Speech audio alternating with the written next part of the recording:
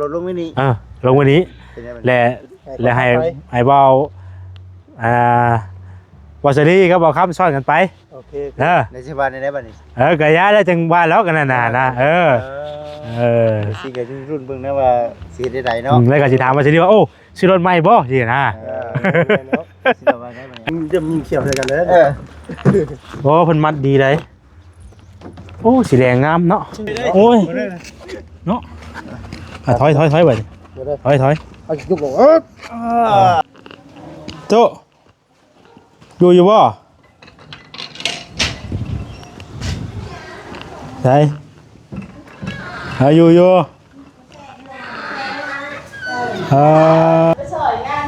สวยงานยังน่ะ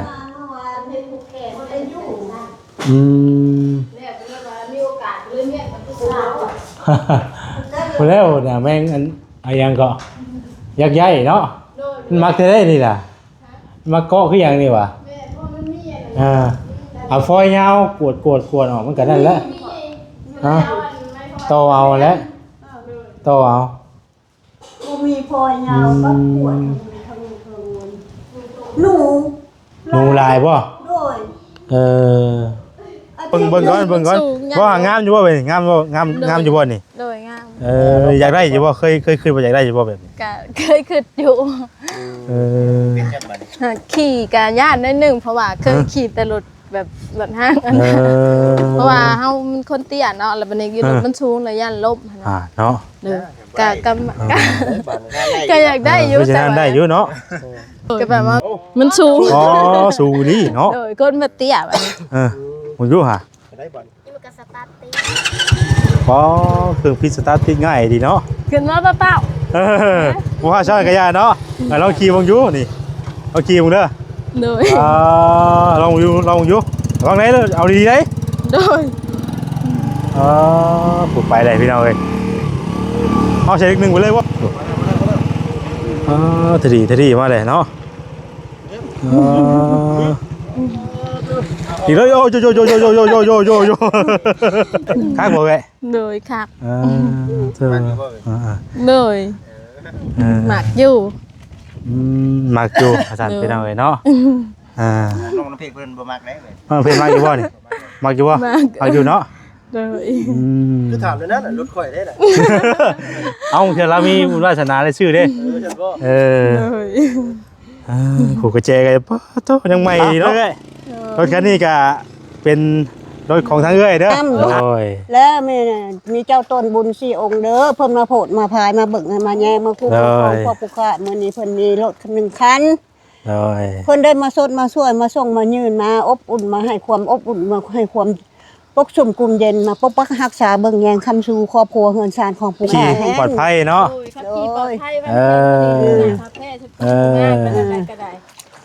เพิ่นมาล้างมาสวยมาส่งให้อยู่ดีมีสุขต้นน้ำอบน้ำหอมกุ้มบ่ใช่ไงเนาะอาบไปเลยเนาะเอามีมันยืนเด้อบัดนี้เนาะเอาให้ก่อนนี่ให้เข้าแล้วควรเจ้าองค์พระธรรมมาสดมาช่วยพวกผู้ค้าเด้อที่ลืมไปบ่ได้ก็คือทางผู้รักผู้ใหญ่เพิ่นเด้อพี่น้องเด้อเนาะเพราะว่ารถคันนี้ก็เพื่อสิได้พี่น้องเนาะแม่อยู่เมืองอุบลที่ว่ามาหามื้อนั้นเด้อ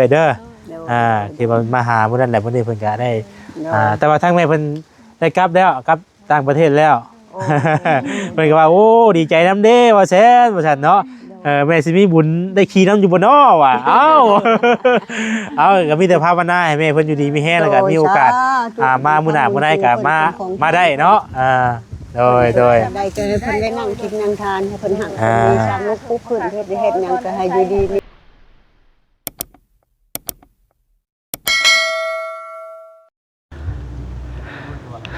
เอาพี่น้องเนาะรอบหลายปีพี่น้องเนาะบ่ได้อันลงมา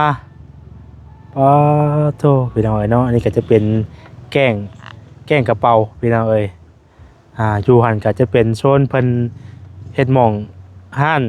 กินดื่มหรือว่าห้านกับข้าวกับน้ำนั่นแหละพี่น้องที่ว่าเฮาแต่ก่อนก็เคยมากินอยู่กับข้าวอยู่นี่เนาะแต่ล้นพุ่นแหละพี่น้องก็บ่ได้มาแต่ล้นรอบหลายปีอยู่เนาะเอาพี่น้อง ตัดภาพมาทางนี้ก็สีแดงหุ่นๆพี่น้องเอ้ย สีแดงบาดตาสีผ้ากวนใจ โธ่เอาพี่น้องเอ้ยเนาะกราบสบายดีเด้อเนาะสบายดีพ่อแม่พี่น้องเบิดสุขูสู่คนบ่ว่าสิอยู่ฝั่งลาวฝั่งไทยทั้งต่างประเทศเนาะก็ยินดีต้อนรับท่านเข้าสู่ซ่องบ่แสนบ้านเฮาอีกแล้วพี่น้องเอ้ยเนาะตอนนี้ก็รถมาฮอดผู้โชคดีแล้วพี่น้องเอ้ยเนาะแต่ว่าเฮายังบ่ทันได้เอาไปให้เพิ่นเห็นพี่น้องเอ้ยเนาะผู้โชคดีก็คือแม่น้องน้ำเพชรเด้อพี่น้องเด้อเนาะแต่ว่าทางเฮาน่ะจะวางแผนกันกับทีมงานนี่แหละเนาะสวัสดีเด้อวจิเด้อเนาะนี่คือบ่ได้วางแผนนะมันดังบางไม่ได้เอาแบบตัวนี้เลยปรึกษากันเด้แต่รถน่ะสิเอาลงไว้นี้สิเอาลงนี่ก่อนเอารถลงไว้นี่ลงไว้นี้และให้เบาบอสลี่ก็บอกคำซ่อนกันไปโอเคในสบายในได้บัดนี้ก็ย้ายแล้วจังบ้านแล้วกันน่ะนะสิก็รุ่นเบิ่งนะว่าสิได้ใดเนาะแล้วก็สิถามบอสลี่ว่าโอ้ซื้อรถใหม่บ่สินะอันนี้คือการวางแผนกันได้เด้อบ่ได้มีบทได้เอามาสิเอ้าเป็นไผนี่เอารถมาแล้วเอามาพี่บ่ซะคือ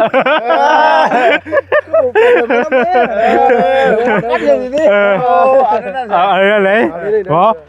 เด้อคันว่าเขาสิเอาไปให้เพิ่นแบบว่าเอาให้ด้วยก็ได้อยู่หรอกพี่น้องเนาะแต่ว่าอย่าให้มันก็เอาว่าง่ายๆคือเพื่อสิมาฮอดมื้อนี้สินะเพื่อสิมีโอกาสมาฮอดมื้อนี้นี่ก็บ่ได้แม่นว่าเรื่องง่ายเพราะบันไดพี่น้องเนาะเพื่อสิได้สิรถสิลาให้เรานี่นะก็อยากให้มันมีสีสันก็ให้ไล่อยู่แต่ว่าอยากให้มันม่วนว่าซั่นซะเนาะนั่นแหละก็รถแล้วอยู่แล้วนะเอาพี่น้องเอ้ยเปิดบันไดกระบะบ่แซนบัดนั้นเนาะเด้อให้น้ำมันโคยิ่งเมื่อยเขาบ่ให้พี่น้องน้ำมันขาดเลยพี่น้องเอ้ยน้ำมันก็แพงเลยพี่น้องเอ้ยเนาะน้ำมันนี่ลิตรนึง32,860 กีบตัวน้ำมันก็แพงเนาะจังว่าข่อยว่าได้สิได้ปรึกษาร่วมกันใหม่อยู่ข่อยว่าจะว่าสิเอานี่ดีจังเนาะต่อไปย่านตัวนี้แล้วยังไงน้ำมันตัวในวาล์วน้ำมันในวาล์วแบบคือของผู้เฒ่านั่นแหละอะไรว่าเพิ่นบ่เพิ่นไล่ออกเด้เอายังบ่ทันได้บอกชื่อผู้ใหญ่เพิ่นจำเนาะ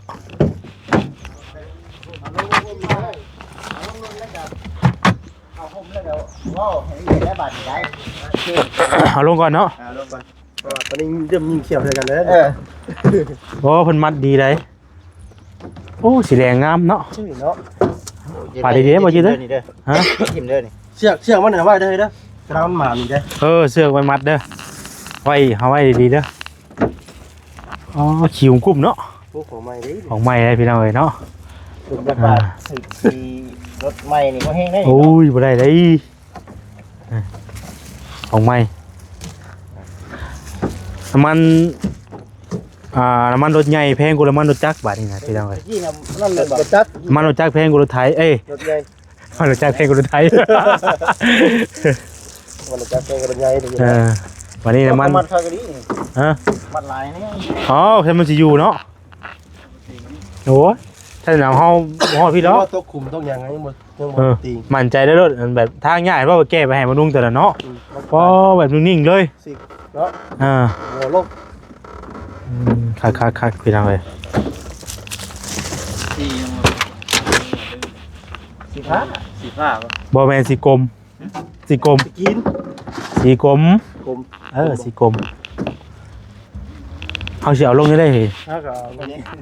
คนหรือว่าน้องไล่สี่จ่าคนเพิ่นเอาขึ้น2คนเนาะคนนึงได้เตี้ยมาให้มีนะเปลี่ยนเอาทั้งดากมันเนี้ยลองตะบนหัวเอาข้ามกันก่อนโอเคมันจิตนักนิดนึงเลยบาสดีคนขาเลยจับโชคมันอ่ะจับโชคป่ะเชี่ยป่ะไอ้เนี่ยมันติ๊กตัวก่อนดิบุ้มอีกดิเห็นบุ้มตึ้งกันดิเป็นละครด้วยนะนู้เขาวางให้มันตรงๆแน่ว่าจิตเจ้าน่ะบ่ค้ำจับโค้งอย่างเดียวโอ้ยเนาะถอยไปถอยเอายุบลงมีคนนึ ไอ้จุกไปพุ่นนะขาห่มพุ่นเซมครับบ่ ขับได้จำนี่กะ ครับบ่ โอ้เสียงมันนิ่มเท่ากี่ดีนะเสียงแน่นเท่ากี่ดีฮะ ดีได้เคยเล่นมาทัน โอ้ยหักเทะนี่พี่น้องเอ้ยเนาะ หมดปะ ฮะ มันไปดิ เราเห็นน้ำมันเบิดพี่น้องเอ้ยเนาะอ๋อใหม่เท่เฮ้ยนี่บ่ผมว่าของใหม่บ่ได้มีกุญแจเพราะว่ามีอยู่ได้เฮ้ยน่ะนี่เลย บ่ลึกเนาะเราฮอดตื่นเลย นี่คือมีในหมู่ มียังใช่นี่ บ่แม่นในหมู่ สายไฟเนาะ แมน คนไทย มองแบตมัน เลขนี้ เล็กแล้ว 0 0 6 5 เล็กแล้ว 1 1 0 6 5เด็กจักเด็กทางพี่น้องเอ้ยเนาะปอเถอะอันนี้เขาก็ต้องเอาออกเว้ย เฮ้ยบ่ได้ รถใหม่เนาะ ไปเชียวออกเนาะ ถ้าเพิ่นก็บ่ฮู้เลยเนาะ โอ้โหดอก มันจังเนียน บ่ก็ยังบอกว่า เอาก็จะข่อยก็ซื้อรถใหม่กันติ ข่อยก็ซื้อรถใหม่เนาะข่อยว่าขับบ่รถใหม่เหรอ อ๋อหึ บ่สวัสดีเด้อรถใหม่บ่นี่บ่เอาไปนี่ โอ้ยซื้อแต่ถึงได้บ่ เอาคือขี่จักรมาสิก็พอแล้ว เออแล้วก็ข่อยสิถามซื้อเจ้าเด้อบัดนี้เด้อ ง่าย แล้วข่อยสิเฮ็ดแล้วข่อยก็สิเฮ็ดแล้วข่อยสิถามซื้อนำบ่สิดีบัดนี้ขายข่อยบ่สิดอก ราคาเท่าไหร่บ่ได้32,000เนาะ บ่ 32,000 23,000 บ่แพงแล้วกันขายให้เจ้าสิดอกขายพื้นแพงสิดอก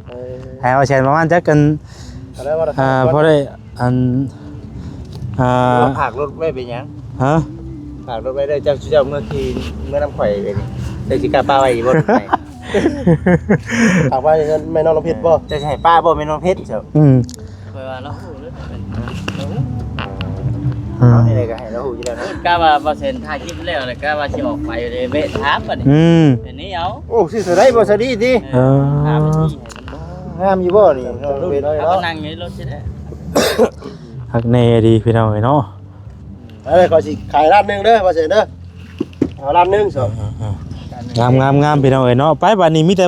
เว้าหลายใหญ่ห้างเลยบัดนี้มีแต่จุเจ้าดูแลเด้อ โอเค เอาไหม ฮะ บ่บอกยังบอกยัง ดูแลได เดี๋ยวนี่คือนี่คือ ส่วน เดี๋ นั้ ย น วพี่ย่าเดี๋ยวนี้เห็นว่ากัน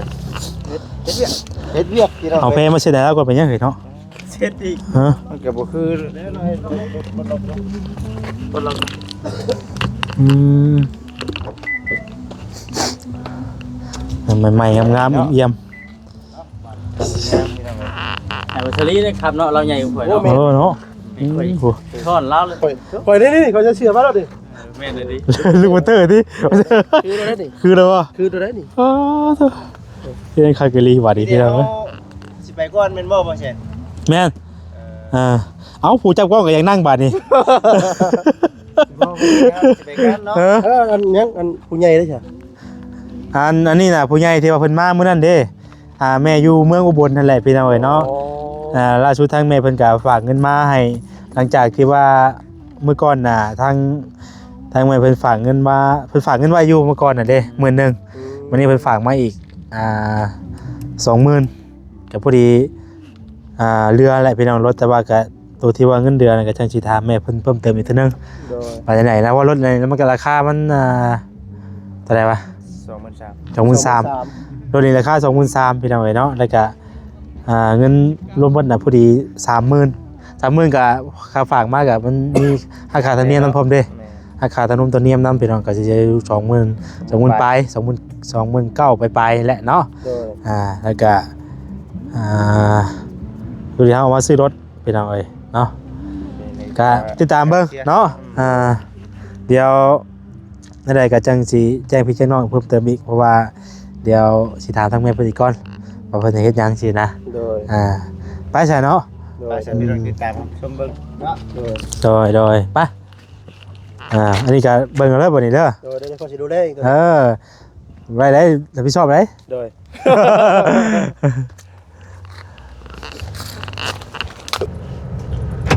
พี่น้องนะตอนนี้ก็ขึ้นมาแล้วพี่น้องเอ้ยมาฮอดแล้วเนาะมีแต่เมื่อก่อนบัดนี้เราสิอยู่เฮือนบ่เท่านั้นแหละเนาะอาจจะอยู่เฮือนบ่หรือว่าจังใดพี่น้องเอ้ยเนาะก่อนเบิ่งก่อน รุ่นไรมือนี่แหละอ๋อยังจะนี่ถ้าบริไปเห็นงานอยู่หันบ่เนาะ นี่ติ นี่คือประเทศ โอ้ยมาไงใครบุแดงเนี่ยนี่มีคนอยู่ชุ่นแต่จอดโฮมมีแหละนี่เราอยู่ได้น่ะเราจากเรากับมีน่ะเราจากเราจากกันว่าห้างแล้วนะชึบอัพไปหน่อยโธ่ไปลงไปพอจิต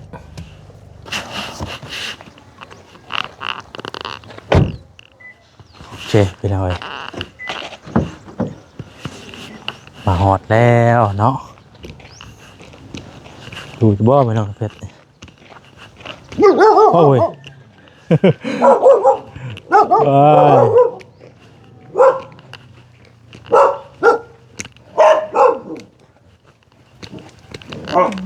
ดึกแค่ไหนที่ว่าจิตใช่น้องเพชรโต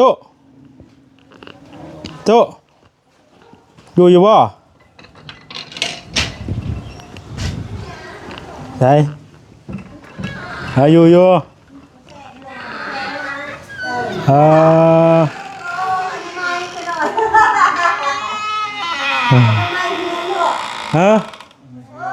ปัดเถือนโดยปัดเถือนนั่นบ่ปัดนั่นยักษ์ใหญ่บ่โอ้ปัดยักษ์ใหญ่ ทำความสะอาดมื้อนี้นะ โดยพี่ก่อนออกมานอกก่อนอยู่เพื่อนบ่ได้ไปเวียกบ่มื้อนี้ บ่ได้ไปพอดีแล้วแหละค่ะเนาะน้อยเลยพาเดี๋ยวเมียหนึ่งเดือนเพิ่นอยู่นะมาแม่ลูกมาเวียกก่อนมาหาเพิ่น พี่น้องเอ้ย มาไว้ลูกย้านเพิ่นเข้าเวียก เป็นปัดอันใหญ่ๆอยู่นั่นเนาะ บ่ได้พวกน้อยอยู่บ่ได้เพิ่นอยู่ปัดพวกมัน โอ้ หลายขึ้นรถเนาะ พี่ก็เย็นคักเนาะตอนแรงตอนเช้าวัดแดดอยู่นี่เนาะ รถมื้อหนึงเท่าใดคันวันละโอ้นอนนะ แต่เย็นดีอยู่พี่น้องเอ้ย หมดเลย ตอนประมาณ10 โมงนะ10 โมงแต่เช้าจนฮอด10 โมงนะประมาณนี้แหละแดดยังแดดอยู่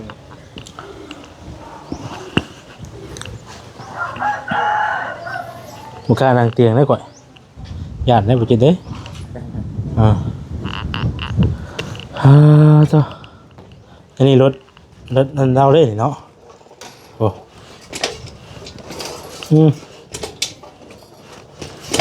รถมันแม่นั่นเพิ่นเอาให้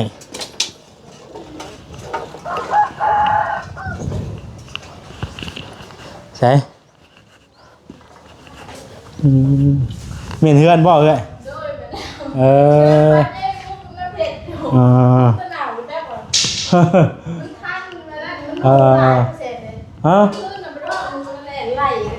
นูอ่ะ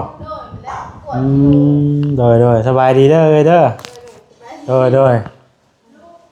นนี้ละเมียนก่อนเถอะเลย สวยงานยังน่ะ เมื่อวานเห็นภูเก็ตบ่ได้อยู่นะ เนี่ยเป็นเรื่องมีโอกาสเรื่องเนี่ยมันคือเรา พอแล้วเนี่ยแม่งอันยังก็ยักษ์ใหญ่เนาะมันมักจะได้นี่ล่ะมักเกาะคืออย่างนี้วะ แม่เพราะมันมีอะไร เอาฟอยยาวกวดออกมันก็ได้แล้วโตเอาแล้วโตเอา บ่มีพอยาวก็ปวดหนู หนูลายป่ะ โดย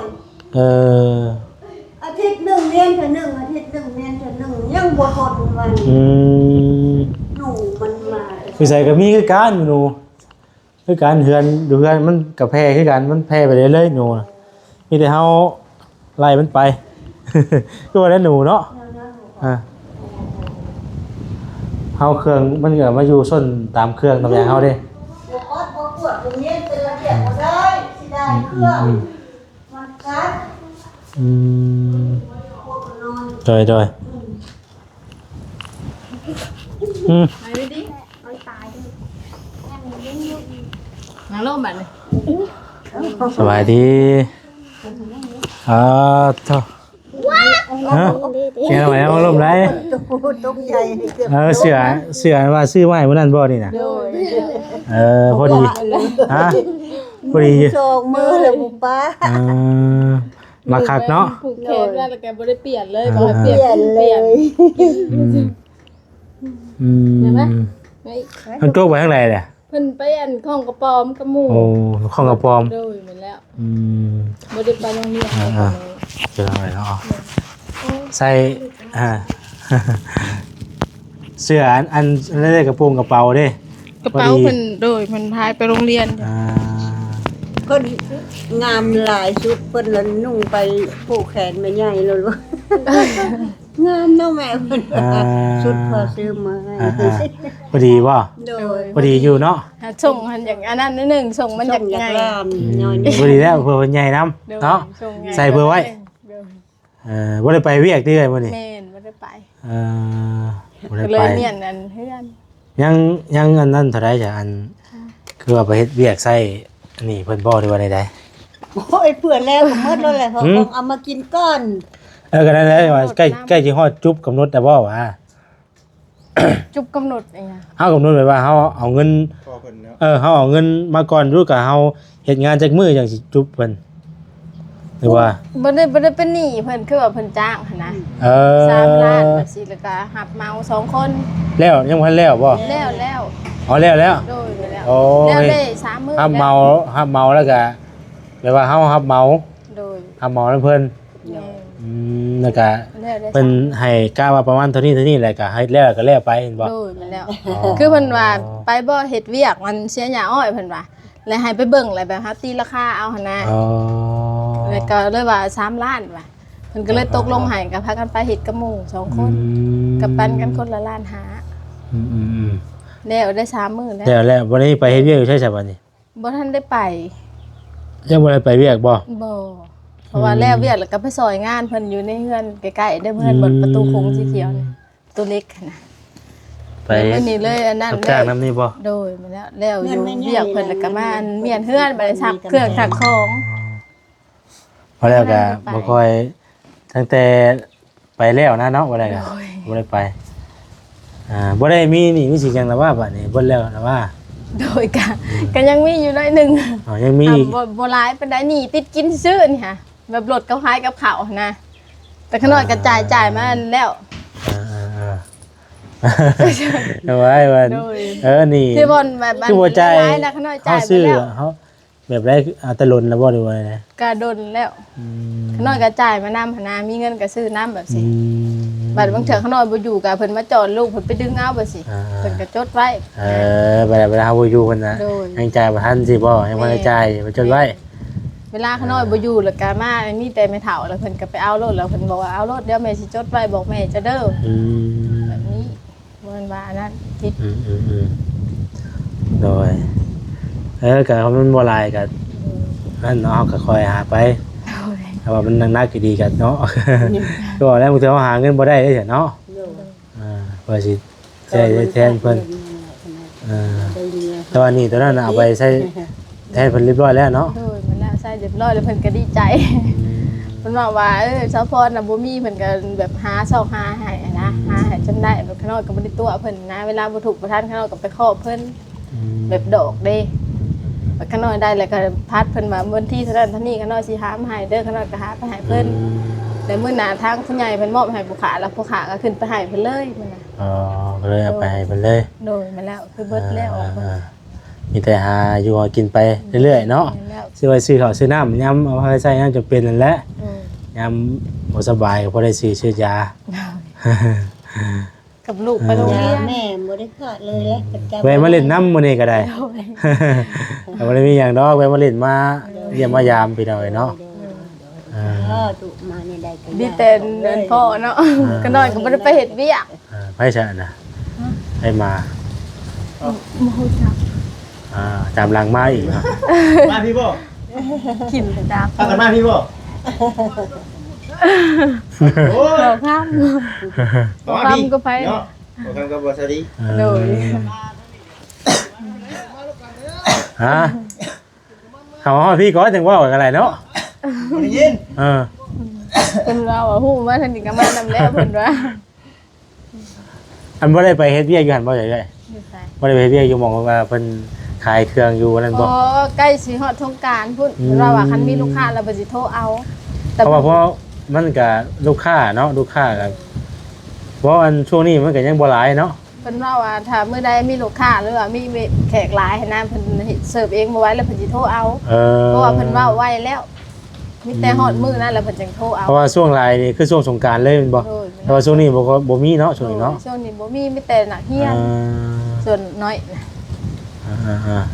ตอนนี้เริ่มได้ฮะลมพัดชอบเอ้ยเนาะ ใช่ อันบ่ใช่บ่ใช่มาหาเนาะ อยู่หลังบ้าน บ่ทำกันบ่ช่างโอ้ยนั่นก็มานำกันเลยเด้ สมิวอ่ะ อืมพอได้ขี่แล้วคันนี้บ่เอ่ยไป โอ้ยมาแล้ว รถไฟชันนี่ รถคุณแม่อยู่ในวัด คุณแม่ เพิ่นเอาให้บ่เอ่ยที่ว่าได้ เพิ่นก็ให้ขาน้อยมาแบบไว้ใช้นะ เวลาแบบ เอามาให้ มีเวียกมีหยัง ไว้ใช้ประจำเลย เพิ่นก็เลยเอามาให้ว่าไว้ขี่พอได้ไปหา ไป ลูก ขี่พอได้ไปมา โดย ๆอันรถตัวที่ว่าติดกับซาเล้งตะกี้ได้จ้ะ ขาน้อยขายแล้วตอนนั้นมันแปลงบ่ได้ แปลงขายเป็นเส้นเล็กบ่ โดยไม่แล้วมันขายอัน โมดแปลง รถจ้างน่ะได้300,000ชะเล้งอ่ะได้400,000ชะเล้งน่ะพอดีเป็น700,000โดยสบายดีโดย โอ้มาที่ก็บ่บอกไปแน่เจ้ากันนะ เอาไปสิฮู้เนาะไปสิว่ามึงเอิ้น จะมันเปลือกเอาเทื่อกู มันก็สิ มา บัง เลี้ เอิ ย ญ งเจ้านี่ มันก็สิบังเอิญปานนั้นบ่ อ้าว โอ้ บ่พอเช็ดบอกไปแน่ คนเหรอเนาะเว้ยสิฮู้ บ่ละที่จังว่าเราสองคนต่อยได้ เว้ยสิฮู้ว่าสิมาแล้วกันเนาะโอ้ยเออเออ แต่ว่าแต่หึง ใช่กับไปใช่กับมาทำกันก็ได้เนาะพอได้ออกราคาน้ำมันช่วยกันเนาะออกขี่มาขี่คนละคันที่มันก็โทษน้ำมันมึงแพงเว้นบ่ข่อยเอากระตุกมาก็ยังบ่ได้ใช้ใช่มั้ยเอาบ่ขายให้ครับ เองเนี่ยนะมัน แพงเลยเนาะ ขาน้อยเบิ่งในยังก่อนในโทรศัพท์เราเขาบ่ให้ใช้แกลลอนว่า บ่ใช่ให้เอามาไปกระตุกบ่ใหญ่บ่ เราก็ให้เติมมันแต่น้ำมันหลุดนะ แต่ว่ามีคนลอยท้ายข่อยรูปประจานอยู่จักเนาะว่าบ่เชนแพงเด้เนาะ ยูทูบเบอร์ว่า เอ้าเฮาก็ยังบ่ได้เติมเนาะเฮาก็เอาไปชื่อเอาไปชื่อกินข้าวแล้วบ่มื้อนี้ กินแล้วไม่เท่าแกงไข่แสนพักกะหล่ ไก่ นอนน่ะ เมื่อมื้อนี้คือเนาะ อะไรก็ พอดีเมื่อมื้อนี้คือ ำนาย เนาะ เมดี ไก่พ่อซื้อมา ไข่นะ โดย โอ้ เมื่อสิ้นยัง สิ่งยังอยู่บ่ ยังประมาณครึ่งโล สิ้น สิ่งยังเครื่องโลพี่น้องเอ้ยเนาะ ไข่เมื่อกับอัน อ่า อันนี้เมื่อมักหลาย พี่น้องเอ้ยมาวันนี้ก็บ่ได้มีหยังมาฝากมาต้อนได้มื้อนี้มาเล่นน้ำหมดเป้าสุกแล้วว่ากล้วยน่ะ ดีใจ ฮะบ่กล้วยสุกแล้ว ยินแล้วพอถามทุกแล้ว นะยังบ่ทันตื่นบ่ยังบ่ตัดบ่ บอกใช่ไหมเดี๋ยวเดี๋ ว่าจะยิ้มเนาะยิ้มเยอะเลยเดี๋ยว ยิ้มมือหุบแขวบอกเลย เดี๋ยวเนาะเอาคำให้คิวจักมาบ่เนาะ นายเมดี ท่านก็ได้คือบ่ได้บ่แซ่บมาเช้านี้นั่น เมดีอย่าได้ คนมาเรียน โดนใจแล้วกันแล้ว ดีๆลูก เนาะน้องอันนั้นก็บ่อยู่เนาะน้องอันน้องจกเนาะ กระป๋อมกระหมู่เลิกเรียนมาแล้วก็ไปจักจีไปหอดใส่แล้วตั้งแต่เพนผูไปยังเพนมาอยู่ ของอยู่ในรถเอาไปให้ได้เดี๋ยวเนี่ย ฮะ ของอยู่ในรถเอาไปให้ได้ ของไหน เอาอยู่ในกระบะ เอา มาให้น้องป้าเป้าบ่ เปล่าบ่อายัง เรื่องไปเอาเด้อน้องป้าเป้าเด้อไปเอาเด้ หัวอะไรจะเขียวเองหัวลมผัดแขว ไปเอาเครื่องไปเอาขนมไปป้าเอาขนมไปป้าเอาขนมไปให้ไปถือเครื่องช่วยป้าป่ะไปลุก เฮ้ยว่ากินนี่ว่ามีอย่างมาต้อนติมีอยู่เนาะเขาผักของต้อนแล้วมีอย่างเด้เนาะ มาเร็ว หัวแล้วจะแขวจนแขวแหงเลย จอดรถไปพี่น้องน้องมันทมเลยตัว เลย ไปแหละนี่มาอยู่นำมาป่ะ ไปบะไปอยู่นครจิตบะ เฮือนครัวแล้วเร็ว บ่ไป เฮ้ย ไปไหม นั่นบ่ต้นบ่แล้วน่ะ กะติกบ่ เชื่อไหมแล้วบ่มีป้าย สิกะติกบ่ สกิติ้งน้ำไว้เพิ่นได้ ใส่น้ำก้อนเนาะ อากาศมันร้อนครับเนาะ เลยขอบใจหลาย เย็นบ่ ๆเลยมาแล้วไปเฮ็ดเวียกกับบ่ได้กินน้ำก้อนกับ แค่นี่ว่าเจ้านี่ว่ารถเจ้าขี่ไม้น่ะ นี่เด้อนี่ มื้อนี้บ่ได้ไป โดยมื้อนี้บ่ได้ไปแล้วเฮ็ดเวียก บนรถนี่คือแบบคือไม่คืออย่างแท้บ่ ใหม่บ่ ฮะ ตอนมาสิขายออกอยู่เด้อ บ่รถนี่นะเจ้า ดี รถเจ้าบ่นี่น่ะรถไผคันนี้น่ะ ค่อยนี่เด้อ รถสดีบ่นี่น่ะ มาว่าน้องเพชรบ่ ส่วนเราปิดก้อน เนาะพากะลีนี่เนาะ ขอยามันเก่าเด้อ ยันเปื้อนบ่นี่น่ะ เปื้อนเวลาฝนตกยามันเปื้อน ยันเปียกบ่พากะลีเนาะ ง่ายเท่ามันขาด เท่าขาดอีกบ่ บ่มีว่าคิวออก QR ต้องสแกนก็บ่จังนั่งได้นี่น่ะ แม่นไปสักแกก่อน ชื่อเป็นมื้อให้แก้วด้วยติ ดู มันเองเนาะ เพี้ยนเอาเลยมัน มันเพี้ยน มันเอาเพชรมาเบิ่งอยู่หาแบบนี้ เดี๋ยวนะ งามอยู่บ่นี่ จะเบิ่งด้วย พี่น้องเอ้ยเนาะเบิ่งอยู่หา ป้านี่ก็เฮ้บ่ลงกันเนาะ ไปใช้กับไปน้ำได้บ่ได้ถิ่มเอื้อยได้ หลบคอเลยเนาะ เลย เราเข้าอีกบ่นี่ ไม่ใช่คนรักเนาะมา ได้จะชื่อ ก็ละ 23,000 23,000 แม่น เฮ้ยประจมว่ามีมันแต่มันฮะอีตัวจังอี เออ อีตัวจังเยอะฮะ มันก็จมไปซั่น จะว่ามีแต่ว่าอันนี้ซื้อรถเนาะโอ้ยเฮ็ดเป็นไปแล้วบาดนี้เนาะ งามบ่งาม ได้บ่ เด้ มาแม่น้องเพชรมาเบิ่งอยู่ห่า ไปลองขึ้นดู หมอเจ้าหันมาเบิ่งอ่ะเบิ่งอยู่ห่า เลย เดี๋ยวเราว่าสิถือให้ก่อนตัวนี้หาน้องเพชรถืออยู่ห่า เอ้ยเราขับก่อน ต้องขับมึงอยู่ห่า เราขับด้วย ฮะ รถใหม่บ่อยากกล้าขับปานใด บ่เบิ่งก่อนบ่งามอยู่บ่เว้ยงามอยู่บ่นี่ โดยงาม อยากได้อยู่บ่เคยบ่อยากได้อยู่บ่แบบนี้ ก็เคยคิดอยู่ ขี่กะย่านได้นึงเพราะว่าเคยขี่แต่รถแบบรถห้างอันนั้นเพราะว่าเฮามันคนเตี้ยเนาะแล้วบัดนี้อยู่รถมันสูงแล้วย่านล้มหั่นน่ะ เนาะ เด้อก็อยากได้อยู่ เพราะฉะนั้นได้อยู่เนาะ ก็แบบว่ามันบ่ลึกหั้นนะครับรถแบบรถใหม่เวลา เราขี่มึงอยู่มึงเทื่ออัน โดย ราศีจับเนาะราศีจับมึงจะมีโอกาสได้ใช่เนาะเราขี่มึงอยู่ห่าต้องเอาแล้วกันด้วยเลยโหนอนรถไม้บ่สิดีจะบ่ได้คิดลังเลอย่างน่ะว่า บ่ได้ ฮะให้เพิ่นลองแล้วบ่ให้เพิ่นลองแล้วบ่นี่น่ะ ลองได้ค่อยน่ะ ฮะบ่ได้กี่ทีบ่ โอ้ บ่ได้กี่ทีฮะ เอ้ย เนี่ยเอาแล้วเอาไปกันลูกหล่ะ เราไปทางไหน โดยลอกนี้นี่ก็ได้ไกล เอ้ยมันขี่รอบมันก่อน ๆเลย ยันว่า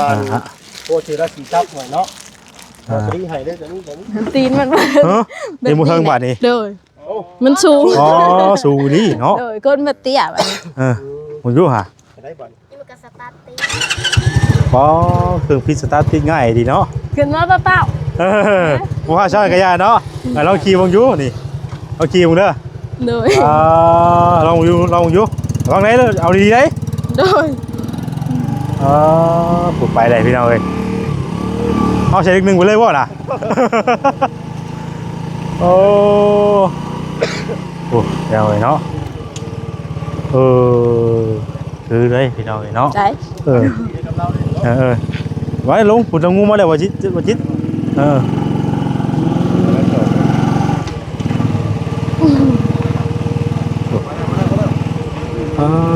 ดีมาเลยเนาะอีกแล้วโย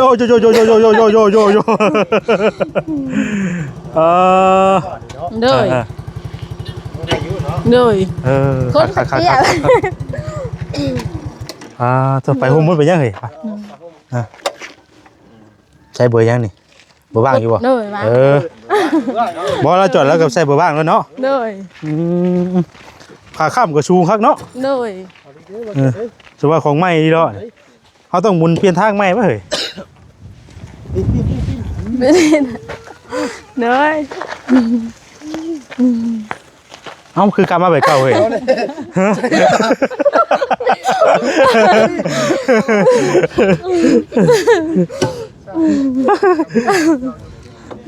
โอเคเดี๋ยวเลยเนาะเท่าคักบอกเลย เลยครับ เท่า เลยหมักอยู่ มักอยู่อาจารย์เป็นอะไรเนาะน้องน้ำเพกเพิ่นบ่มักได้เลย เพลงมักอยู่บ่นี่มักอยู่บ่มักอยู่เนาะ เลย คือถามเลยนะรถข่อยได้น่ะ เอาเถอะเรามีบุญวาสนาได้ชื่อเด้ ฉันก็ ผูกกระเจกันป้าโตยังใหม่ดีเนาะ สองดอกกูได้จะได้พูดเอาอยู่ คือพูดไว้แล้วเดี๋ยวมันสำรองได้จ้ะเนี่ยก่อนมันลูกมัดไม่อยู่ใน เอาพี่น้องเอ๋ยเนาะมีแต่ว่านั่นแหละพี่น้องเอ๋ย เลย ว่าไปลายจังหน่อย FT เพิ่นสิโอ้ยเพิ่นสิรุ่นน้ำแห้งแล้วเพิ่นจังหน่อยเพิ่นสิแบบโอ้ยมันดีล่าเนาะว่าซั่นนะเลยรถคันนี้ก็เป็นรถของทางเอ้ยเด้อมอบให้กุญแจพี่น้องเอ๋ยเนาะ ขอบใจในไลน์มันเสร็จ พี่น้องเอ๋ยเนาะ ใจไลน์ด้วย เอาเป็นของแม่น้องน้ำเพชรกับน้องเป้าน้องน้ำเพชร ถูกกันถูกนะโดยขอบใจในไลน์ โดยดีใจนำเด้อเนาะ ถูกกันถูกนะ พี่น้องเอ๋ยเฮ็ดให้ทางแม่น้องน้ำเพชรตื่นเต้นสิดอกพี่น้องเอ๋ยเนาะเฮ็ดยอดเพิ่นนี่ดอกเนาะ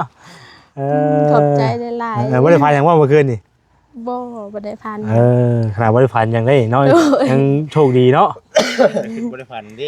ไปเฮ็ดเวียกไปบ่ได้คอยพักนะมีแต่ไปก็ไปแล้วอันรับจ้างได้3มื้อแล้วก็ไปซอยงานเพิ่นอยู่ในเพิ่นไม่ใหญ่ไว้นะมันเป็นแบบผู้เฒ่าในบ้านแบบผู้ใหญ่นะแล้วก็มื้อนี้มีโอกาสก็เลยว่าซักเครื่องผ้าห่มครับนั่นเมียนเฮือน โดยเอาก็ดีใจนํพี่น้องเนาะรถคันนี้ก็เป็นของทางแม่น้องน้ำเพชรเด้อพี่น้องเนาะที่ทาง FC เพิ่นรุ่นมาเนาะตั้งแต่เช้าพุ่นแหละเฮาก็ซื้อมาก็เป็นเงินของทางแม่อยู่เมืองอุบลที่ว่ามาหามื้อนั้นแหละเด้อทางแม่เพิ่นก็ได้ฝากเงินมาให้เพิ่มเติมซื้อรถ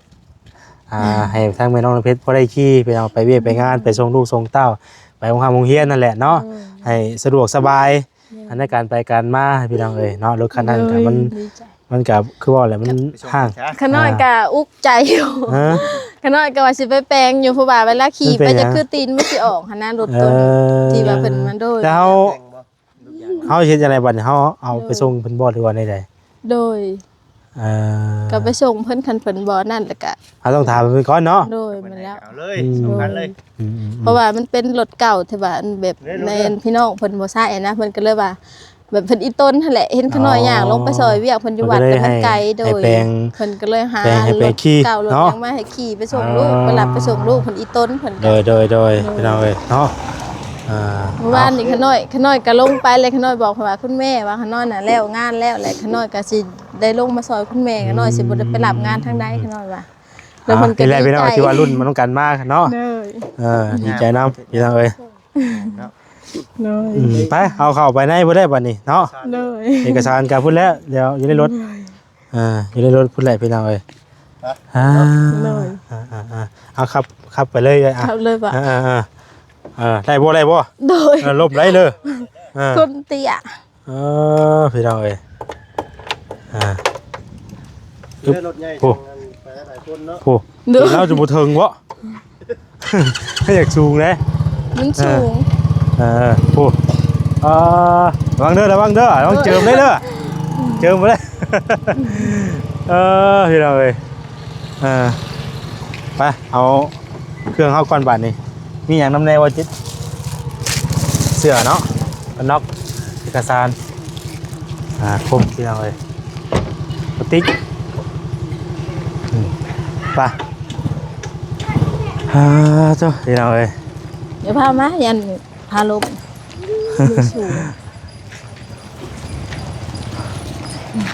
เป็นอยากน้ำเดี๋ยวลูกเอาน้ำให้ไปกินหมวกกันน็อกกับสีดำตะแรงเนาะโอ้คักไอ้โต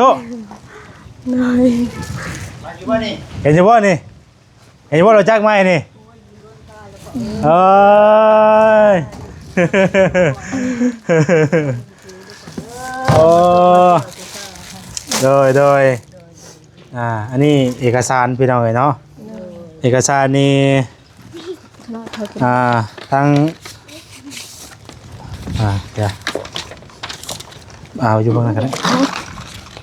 จบแล้วเขาบ่มานั่นน้ำผิดให้แม่ยกอันนี้เลยเอา เอาเลยเจ้าพี่น้องเลย เต็มก็เต็มเลย สีแดงเนาะ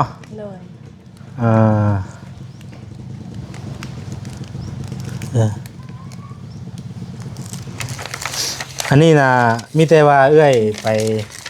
นั่นเด้อถือสมุนคั่วไปแหละถือเอกสารที่ไปไปเปลี่ยนซื้อบัตรอันนี้พอไปเฮ็ดชุดซื้อขายให้ซื้อนะบ่ได้มีหยังอยู่ในนี้มีแต่ว่าซื้อว่าแสนครับซื้อบ้านพี่น้องเนาะแล้วเอาใบตัวนี้ไปให้เพิ่นแหละเพิ่นสิเปลี่ยนเป็นชื่อของเอื้อยเนาะอย่างข้อมูลของเฮาเองหมดเลยสินะบ้านเมืองเพิ่นก็สิใส่เป็นของเฮาเองเบิดไปเปลี่ยนเอกสารว่าซั่นซะเนาะก็บ่ได้มีหยังดอกพี่น้องแค่ว่าเฮาถือตัวนี้ไปปุ๊บแหละเพิ่นสิเฮ็ดเป็นชื่อเอ้ยนะตามนั้นแหละพี่น้องเอ้ยเนาะให้ขนาดไปเปลี่ยนเลยล่ะ ฮะ ไปเปลี่ยนอยู่เซนูห้านลึกมอเตอร์เด้อนี่แต่ฮอดตลาดเซนูน่ะ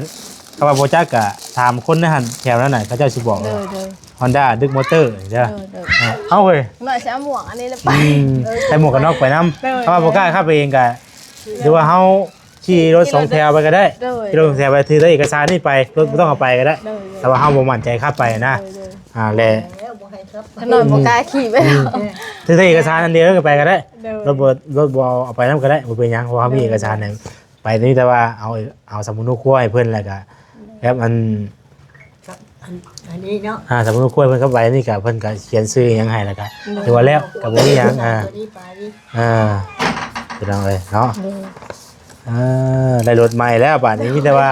รักษาดูแลเอาเลยบัดนี้เด้อได้รถคันใหม่คันงามแหละพี่น้องเอ้ยเนาะมากอยู่แล้วว่าสินี่เด้อมากเห็นหมู่ได้โอ้ยว่ามันได้มีบุญวาสนาสิได้คือหมู่ว่ะเวลาเพิ่นได้ความคิดในใจน่ะคันคือว่าหาเงินได้นี่เอ้ยอยากได้สีหยังรู้จักนะผมคิดในใจนะกะสีแดงกับหมักสีแดงกับสีฟ้าสีแดงสีฟ้านี่ถือว่ามักเนาะโดยแล้วมักถือว่าเรื่องมาถึกสีอยู่เนาะโดยแดงกับผ้าเนี่ยมักสุดใจสีนี้ก็งามพี่น้องเอ้ยสีแดงเนาะมีแต่ว่าเอารักษาเอาบัดนี้เด้อเป็นทางผู้ใหญ่เพิ่นก็อยากให้สะดวกสบายพี่น้องไปมาสะดวกเนาะเบิ่งเอาไม่แย่เอาและคอยครับคอยขี่คอยไปคอยมาบัดนี้เด้อคอยแล้วเรื่องคอย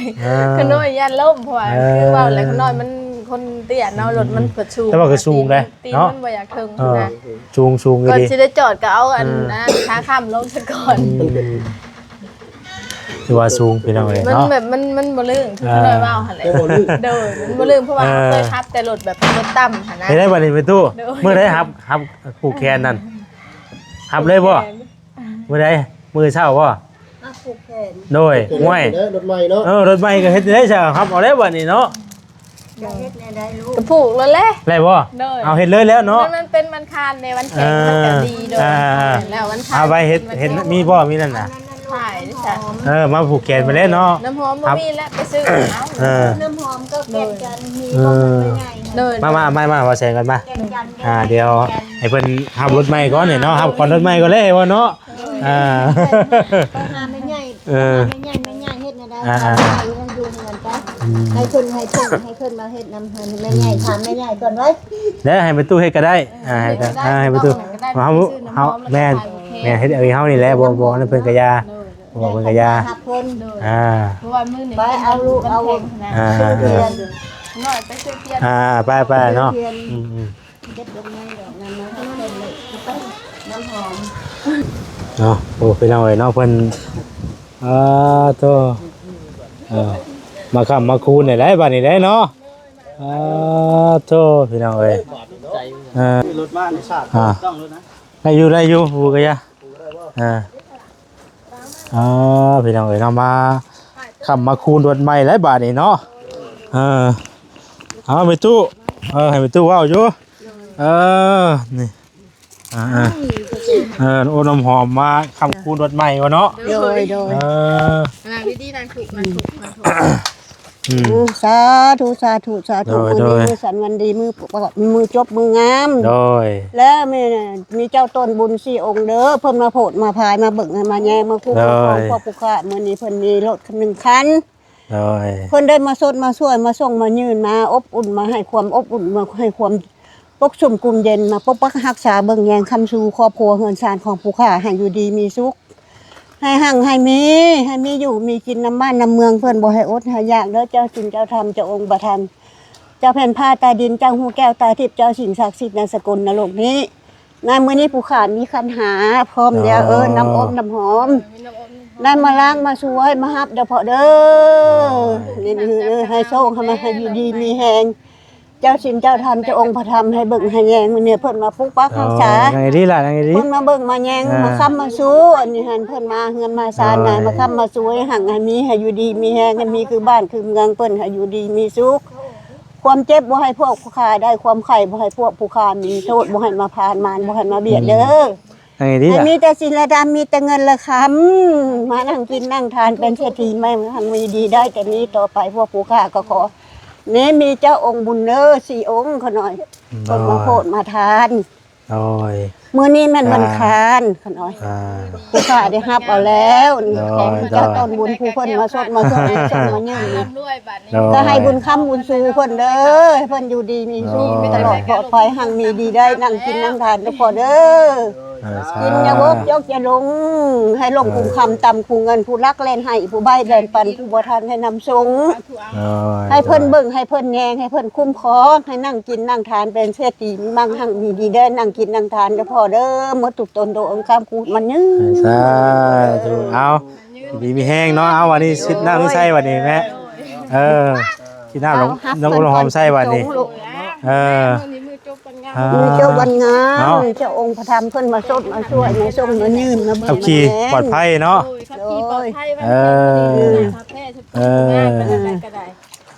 เพิ่นมาล้างมาช่วยมาส่งมาอยู่ดีมีสุขต้นน้ำน้ำหอมกุ้มบ่ใช่ไงเนาะ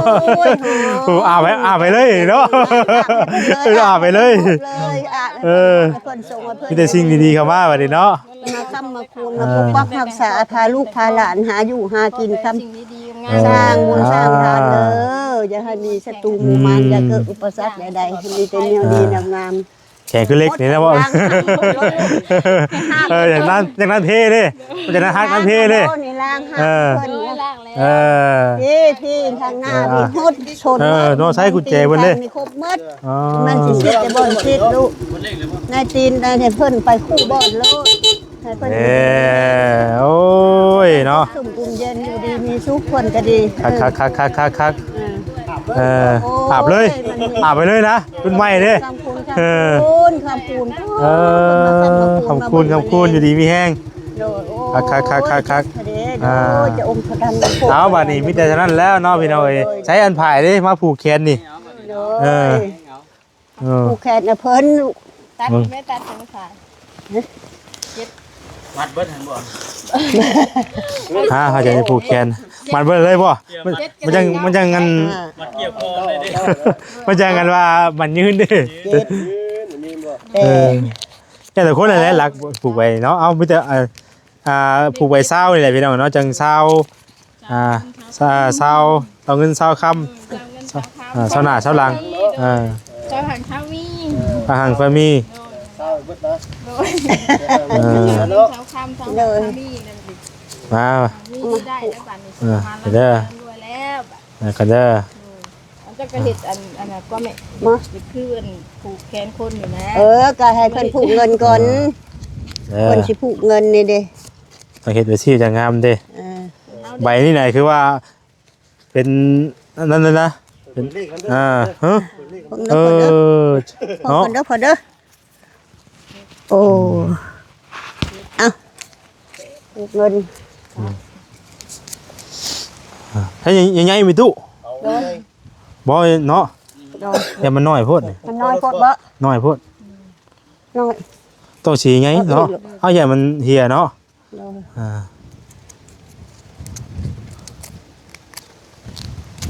น้อยเนาะนี่แต่งามนี่ โอ้เฮ็ดเป็นเนาะเจ้า อ่า เนาะเฮ็ดเป็นเลยดิ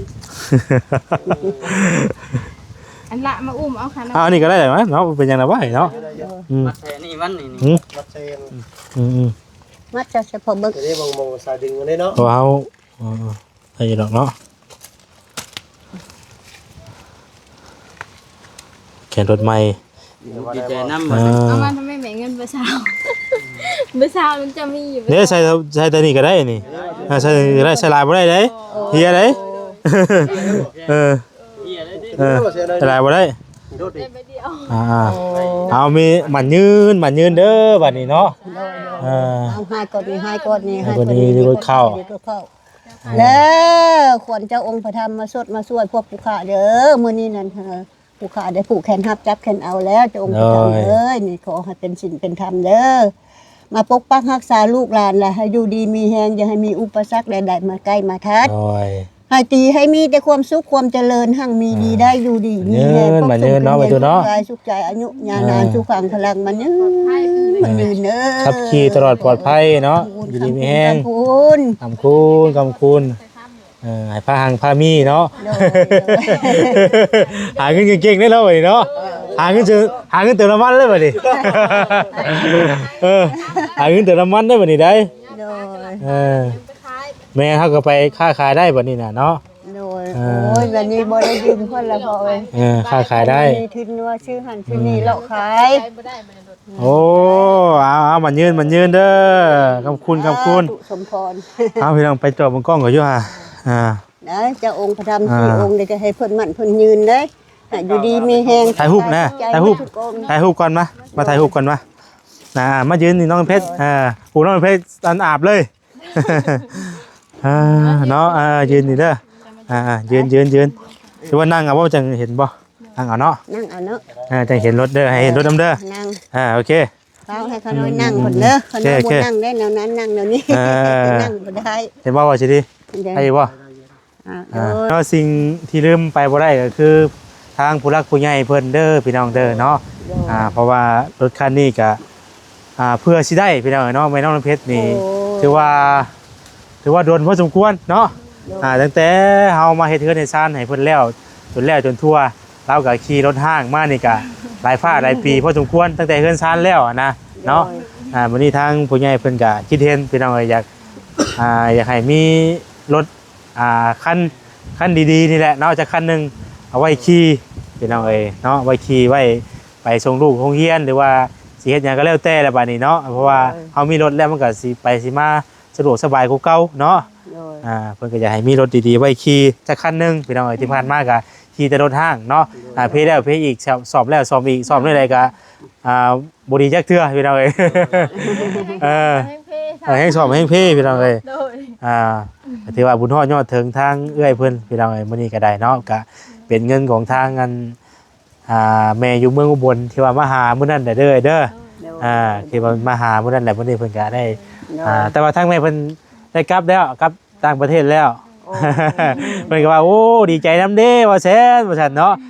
แม่สิมีบุญได้ขี่น้ำอยู่บ่น้อว่ะเอาก็มีแต่ภาวนาให้แม่เพิ่นอยู่ดีมีแฮงแล้วก็มีโอกาสมามื้อหน้ามื้อใดก็มาได้เนาะโดยได้ก็ให้เพิ่นได้นั่งกินนั่งทานให้เพิ่นหักมีสร้างลูกปุ๊บขึ้นเฮ็ดหยังก็ให้อยู่ดีมีสุขบ่ให้เจ็บคนไข้บ่มี ทีละคนก็ได้แม่ทีละคนก็ได้เนาะ ศัตรูมารก็บ่เป็นการพบแต่สิ่งใดทำพบแต่เงินและคำเพิ่นสร้างบุญทำทานในกับบุญคำบุญสู่เพิ่นเด้อให้เพิ่นอยู่ดีมีสุขนั่งกินนั่งทานและเป็นลูกศีลลูกธรรมให้เพิ่นลมคุ้มคำตามคุ้มเงินผู้รักก็ให้แลนให้ผู้ได้ก็ให้แลนปันผู้บ่ทันก็ให้นำส่งให้เบิ่งให้แยงให้ค้ำให้สู่สมคองทานเพิ่นเด้อเจ้าองค์พระธรรมได้เพิ่นมาทานด้วยความบริสุทธิ์ให้นำปกปักรักษาให้อยู่ดีมีสุขในครอบครัวเฮือนศาลของเพิ่นพร้อมได้องค์พระธรรมสี่องค์นี้หมดทุกองค์นี่ก็ให้อยู่ดีมีสุขหมดทุกตรงทุกองค์เด้อผู้คนมาสดมาช่วยมาส่งมายืนเนี่ยก็ดีและพวกแม่นั้นเป็นผู้ค้ำผู้สู้ผู้ปกปักรักษาชีวิตพวกผู้ฆ่าหาชีวิตนี่ก็ขอให้หุ่งเฮียงสร้างลูกผู้ขึ้นก็เก่าคำคูณมานี่ สาธุเนาะเอา ยังบ่ดีใจนำ ค่ะก็ เจ็บจะได้บาดนี่พี่น้องเอ้ยเนาะนั่งกันนี่ก็ได้เพิ่นก็ดีเท่ย่ำเนาะ เท่าพันเท่าได้ตลอดปลอดภัยขอคุณชินคุณธรรมคุณประพุทธประธานคุณพระธรรมประสงค์จงไปคำไปสู้ไปเบิ่งไปแย่งปกปักรักษาเพิ่นความเจ็บบ่ให้ได้ความไข้บ่ให้มีแต่ความสุขกายสบาย เกิด ใจ ชาติใดก็ให้เพิ่นอยู่น้ำสูงน้ำ สา ใจ ธุ ให้เพิ่นนั่งกินนั่งทานเกิดชาติใดก็ได้สม เอาดีมุกดีใจน้ำบัดนี้เอาขอบใจเด้อบ่เด้อ ได้ครั้งแรกวันนี้พี่น้องเอ้ยเนาะได้แล้วบัดนี้โซ โดยคักพี่น้องเอ้ยดีใจน้ำเพิ่นแล้วบัดนี้เนาะ เพิ่นคักแน่เลยติ เติมน้ำมันใส่บัดนี้ แม่นแล้วพี่น้องเอ้ยเนาะเบิ่งมีแต่คอยครับคอยขี่คอยไปคอยมาเนาะ โดย ขับขี่ไปทางไหนก็ตลอดปลอดภัยพี่น้องเอ้ยเอาสำนั้นแหละเรื่อยเด้อ โดย ทางน้องก็สิขอตัวต้มคลิปก่อนเวลามันก็ยืนยาวพอสมควรพี่น้องเอ้ยเนาะมื้อนี้ถ้าผิดพลาดประการใดก็ขอโทษขออภัยนำหลายๆเพราะว่าอยากเห็นให้ทางเอ้ยเพิ่นตื่นเต้นพี่น้องเอ้ยเนาะ ใกล้ว่าแล้วพอ คิดว่าจังได๋ที่ว่าเห็นเอ้ยฮู้อยู่บ่นี่ฮู้อยู่บ่ได้ว่าใด โอ้โหเลย แล้วข้างนอกก็คิดว่ารถพอซาลี่ เออ จะงงเอาเพิ่นก็ขี่แบบมันมีรถใหญ่แล้วก็ขี่รถจักรมันแบบว่าคนละเถื่อเถื่อแล้วมาเฮาก็เฮ็ดให้มีสีชันให้พอได้เว้าได้ม่วนกันนั่นแหละพี่น้องกันว่าสิเอามามอบให้เพิ่นรถก็ได้อยู่ดอกเนาะอุ้ยยังบาดนี่เพิ่นตูดยังน่ะ ได้มาคำมาคูณได้ได้เจ้าถิ่นเจ้าทาง เอาเด้ออยู่ดีมีแห้งคำคุณโดยสบายดีเด้อ เพิ่นมาส่งมายืนเล่นผู้ขาดไอ้พวกไปบอกไปเด้อนี่เจ้าองค์พระธรรมเพิ่นมาสดมาช่วยเด้อเจ้าเจ้าเงินเจ้าไม่ตู้ เพราะว่าเขาขี่ไปเลย พี่น้องไอ้น้องก็ถือว่ามอบให้ทางเอ้ยเพิ่นสำเร็จเป็นที่เรียบร้อยแล้วพี่น้องมาฮอดมาถึงผู้โชคดีแล้วเนาะเอาพี่น้องเอ้ยครับเวลามันก็ยืนยาวพอสมควรจังใดก็ขอบบุญขอบคุณทางแม่อยู่เมืองอุบลหลายๆเด้อเนาะที่คิดเห็นพี่น้องเอ้ยเนาะเพิ่นบางเมื่อก่อนนี่ก็เพิ่นมาเยี่ยมมายามด้วยตัวเองพี่น้องเอ้ยเพิ่นก็นี่แหละมาเบิ่งมาส้มอยู่เพื่อนสร้างของทางเพื่อนเพิ่นนี่แหละเนาะอันตัวนี้กับแม่นทั้งแม่เพิ่นก็ให้พี่น้องเอ้ยเนาะนี่อันตัวที่ว่าแสนเฮ็ดปีก่อนนะตัวนี้ก็กับแม่นเบิดเลยตัวที่ว่าเฮ็ดใหม่ตัวที่ว่าเฮ็ดใหม่นี่คื